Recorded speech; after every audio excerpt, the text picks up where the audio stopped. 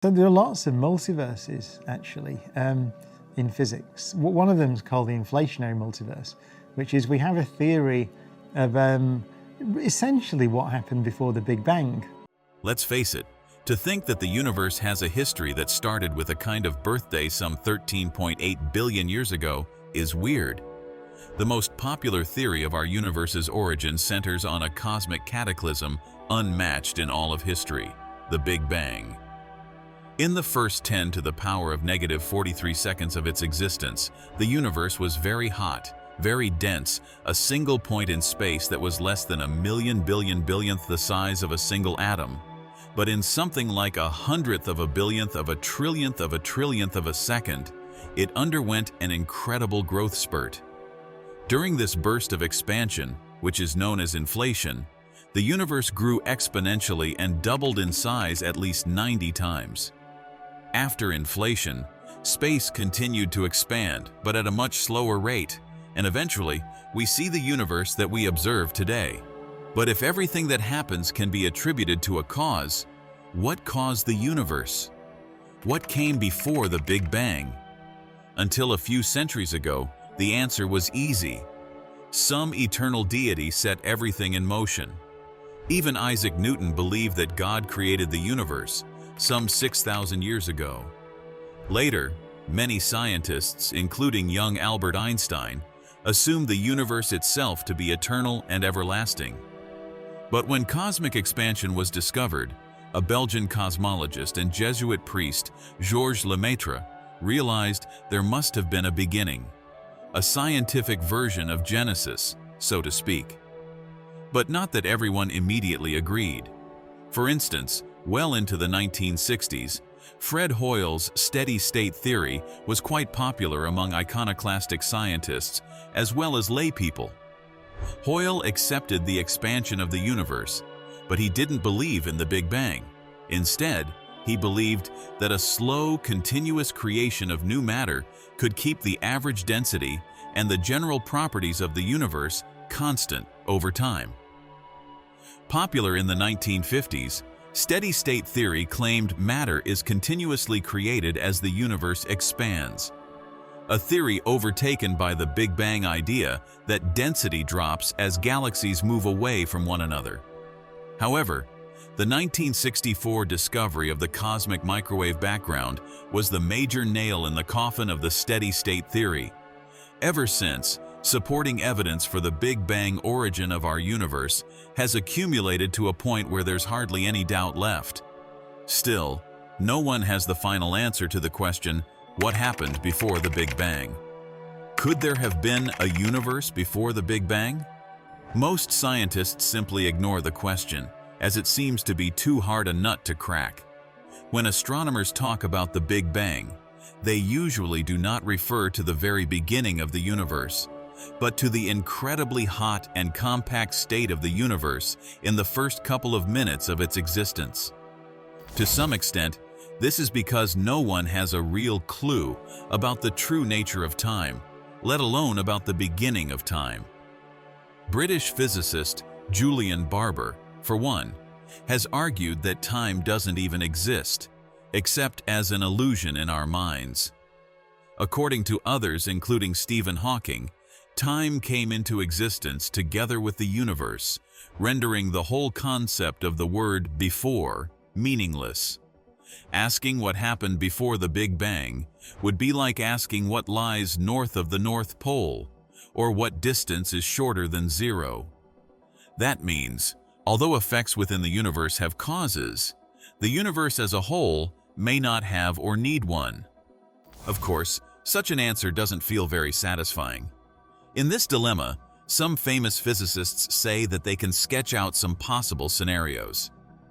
So there are lots of multiverses, actually, in physics. One of them is called the inflationary multiverse, which is we have a theory of essentially what happened before the Big Bang. Imagine that the universe we observe, from end to end, is just a drop in the cosmic ocean.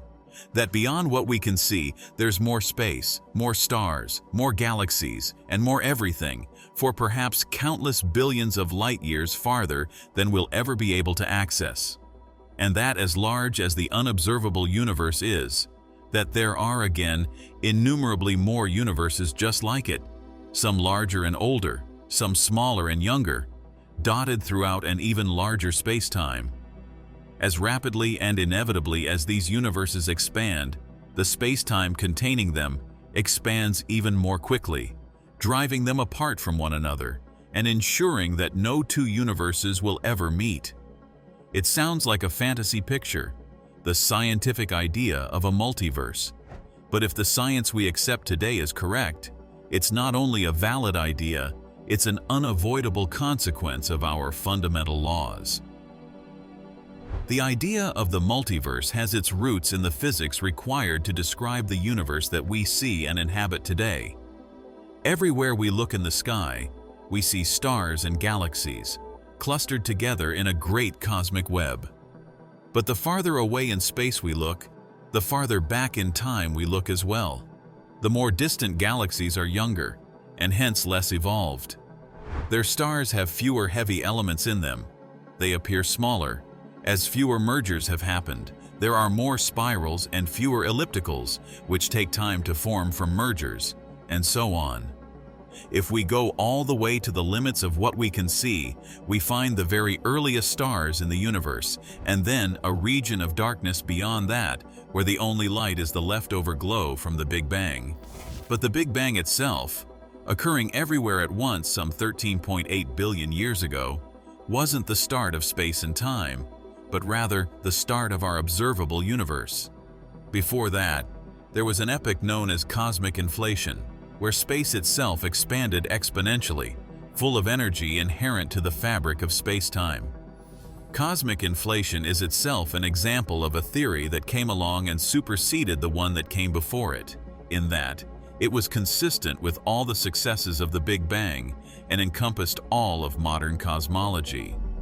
It explained a number of problems that the Big Bang couldn't address, including why the universe was the same temperature everywhere, why it was so spatially flat, and why there were no leftover high-energy relics like magnetic monopoles. And it made many distinct new predictions that could be tested observationally, most of which have been confirmed. However, there's also one consequence that inflation predicts that we do not know whether we can confirm or not: the multiverse. The way inflation works is by causing space to expand at an exponential rate. This takes whatever existed before the hot Big Bang and made it much, much, much larger than it was previously. So far, so good. This explains how we get such a uniform, large universe. When inflation ends, that universe gets filled with matter and radiation, which is what we see as the hot Big Bang. But here's where it gets weird. In order for inflation to end, whatever quantum field is responsible for it has to roll from the high-energy, unstable state that drives inflation down into a low-energy, equilibrium state. That transition and rolling down into the valley is what causes inflation to come to an end and create the hot Big Bang. But whatever field is responsible for inflation, like all other fields that obey the laws of physics, must be an inherently quantum field in nature. Like all quantum fields, it's described by a wave function, with the probability of that wave spreading out over time. If the value of the field is rolling slowly enough down the hill, then the quantum spreading of the wave function will be faster than the roll, meaning that it's possible, even probable, for inflation to wind up farther away from ending and giving rise to a Big Bang as time goes on. Because space is expanding at an exponential rate during inflation, this means that exponentially more regions of space are being created as time goes on. In a few regions, inflation will come to an end, where the field rolls down into the valley. But in others, inflation will continue on, giving rise to more and more space surrounding each and every region where inflation ends. The rate of inflation is far more rapid than even the maximum rate of expansion of a matter and energy-filled universe, so in very short order, the inflating parts take over everything. According to the viable mechanisms that give us enough inflation to produce the universe we see, there are many more regions of space surrounding our own, where inflation did end. where inflation doesn't end right away. This is where the phenomenon known as eternal inflation comes from. Where inflation ends, we get a hot Big Bang and a universe, of which we can observe part of the one we're in, very much like our own. But where inflation doesn't end, that produces more inflating space, which gives rise to some regions that will have hot Big Bangs causally disconnected from our own, and other regions that will continue to inflate, and so on. This picture of huge universes, far bigger than the meager part that's observable to us, constantly being created across this exponentially inflating space, is what the multiverse is all about. It's important to recognize that the multiverse is not a scientific theory on its own. It makes no predictions for any observable phenomena that we can access from within our own pocket of existence. Rather, the multiverse is a theoretical prediction that comes out of the laws of physics as they're best understood today. It's perhaps even an inevitable consequence of those laws.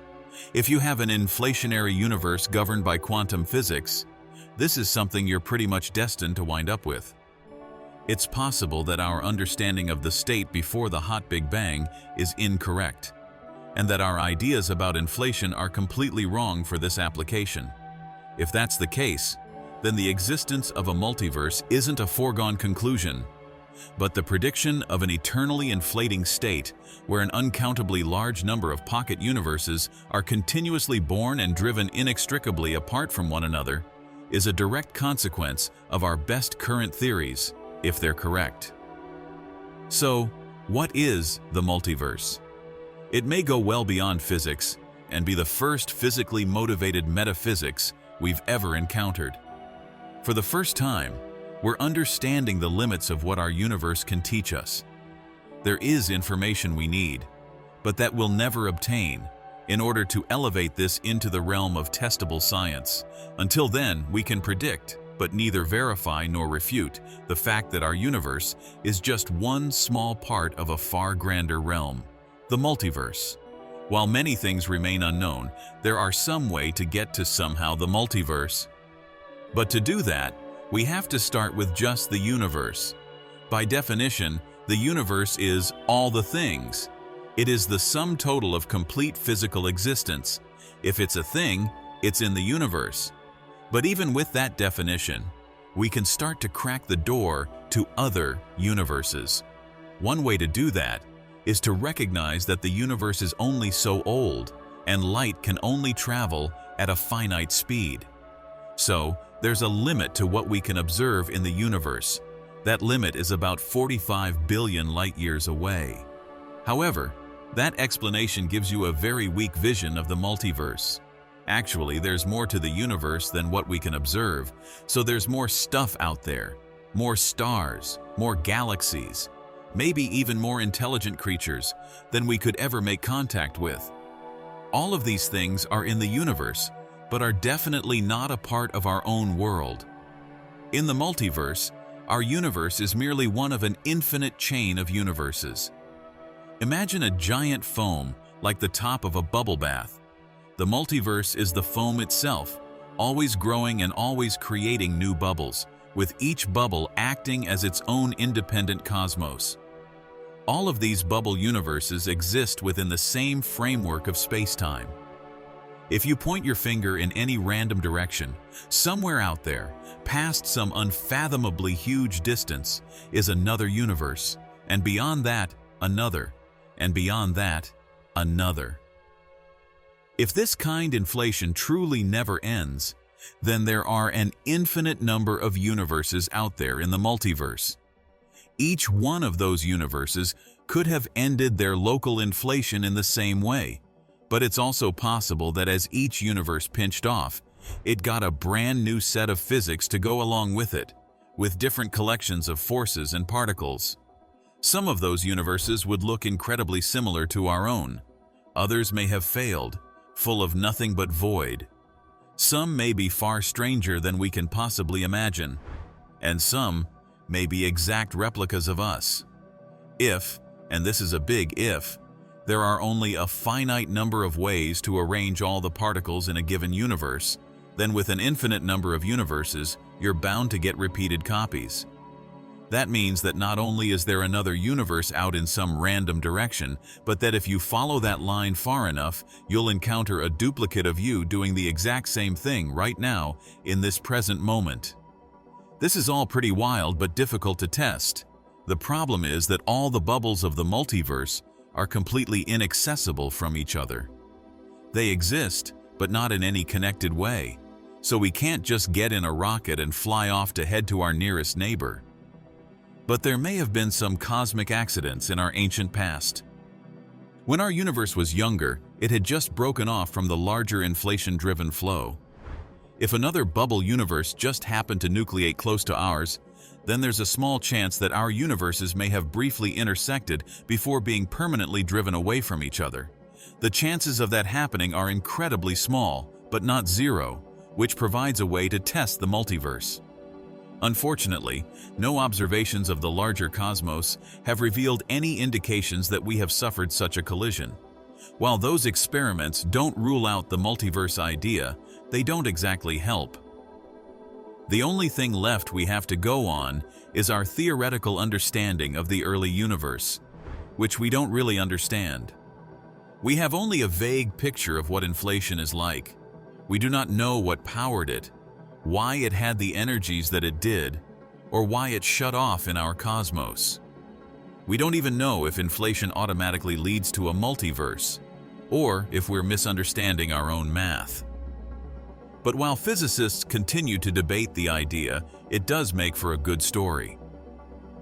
But put multiverse aside, we have some alternatives, one of which is known as the cyclic universe model, and it argues that our current observable universe is part of a series of universes. Our universe is currently expanding because of the Hubble parameter, and if that parameter stays constant, it will expand forever. But if the Hubble parameter is cyclic, then the universe will start contracting at some time in the future. It will contract until it reaches a new, hot, dense state, a new Big Bang for a new universe. A cyclic universe needs no beginning. It always was, always is, and always will be. But the model isn't without its problems. One of the main ones is the problem of entropy. Entropy is a measure of disorder in a system, and according to the laws of thermodynamics, can never decrease. In a simple cyclic universe model, the entropy of any given universe must be at least a little greater than its parent universe. So, if universes cycle to an infinite past, the current universe would have infinite entropy, which it doesn't. So there must have been some initial universe with low entropy, and we're back to the beginning. There is a way to get around this problem. The universe could have an overall scale factor. If that scale factor increases with each universe, then the entropy problem goes away. What's interesting is that this scale factor is conformally invariant. This means it doesn't change how the universe appears. Each universe might be twice as big as the previous one, but everything within that universe scales by the same factor. If you double the income of everyone on the planet, but also double the cost of everything, then nothing has really changed. This conformally invariant scale factor allowed the cyclic universe to exist without a beginning. Each universe has a cause, and it's turtles all the way down. But a new study has found a flaw in this idea. The team looked at the mathematical structure of cyclic universe models within general relativity and found that all of them are geodesically past incomplete. In other words, within the bounds of general relativity, you cannot trace a universe like ours back through an infinite cycle of universes. There may have been a vast number of universes before ours, but there must still have been a first universe. So the cyclic universe model can provide a cause for our universe, but it only kicks the problem of beginnings down the road. Even if our universe wasn't the first, some universe was. At least for the usual cyclic universe models. As the authors point out, their work doesn't apply to conformal cyclic cosmology proposed by Roger Penrose. In that model, the scale of each universe is infinitely larger than the cycle before. The authors plan to look at that model next. And thus begins a story for another time. Another approach involves M-theory, which is a unifying framework in theoretical physics that attempts to combine the various string theories and supergravity into a single, coherent theory. It is considered one of the most promising candidates for a theory of everything, which aims to describe all fundamental forces and particles in the universe within a single, all-encompassing framework. The M in M-theory has been interpreted in various ways, including membrane, magic, mystery, and matrix, reflecting its complex and somewhat enigmatic nature.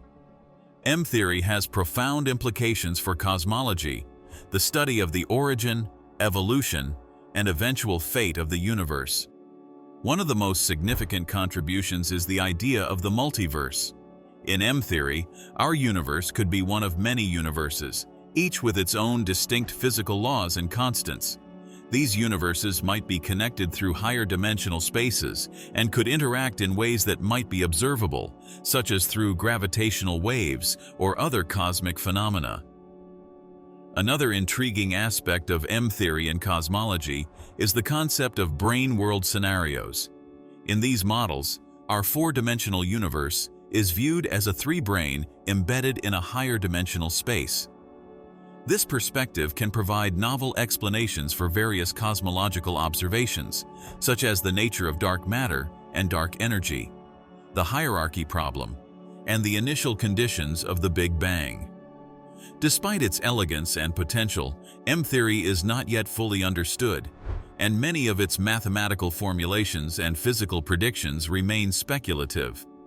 One of the significant challenges is the lack of direct experimental evidence, as the energy scales at which M-theory's effects become apparent are far beyond the reach of current particle accelerators. Researchers continue to explore the mathematical structure of M-theory, develop new computational techniques, and search for indirect evidence through cosmological observations. Advances in technologies like gravitational wave detectors and space-based telescopes may eventually provide the necessary data to test M-theory's predictions. In summary, M-theory represents a bold and ambitious step toward a unified understanding of the fundamental nature of the universe. While it is still a work in progress, its potential to reconcile the different forces and particles within a single theoretical framework makes it a central focus of modern theoretical physics and cosmology. In the end, we have to admit we're ignorant about the true beginning of the universe. And even if we lean towards an eternal multiverse with no real beginning at all, we don't know why there is something or, more to the point, why there is everything instead of nothing. In other words, the universe is simply too complicated for humans to ever understand completely. That's all the information that we have for today. Don't forget to thumbs up if you enjoyed today's episode, subscribe if you haven't already, and be sure to hit the bell so you never miss out on future episodes. Your support motivates us to continue creating more and more quality videos. As always, thanks for watching, and we will see you next time.